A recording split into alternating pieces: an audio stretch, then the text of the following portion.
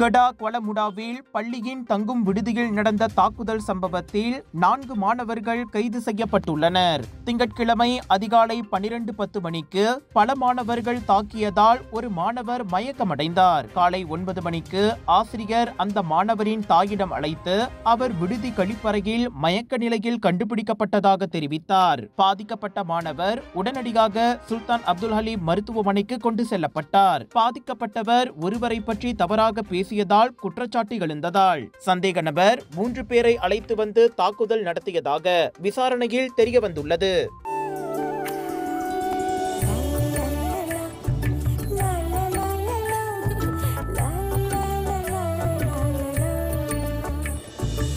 எல்லார் நம்பிக்கையும் நிறைவேறணுங்கிறது தான் ஏன் பிரார்த்தனை. Z Black 3-in-1 ஊதுபத்தி, அசல் 3-in-1 ஊதுபத்தி. பிரார்த்தனை கைகூடும்.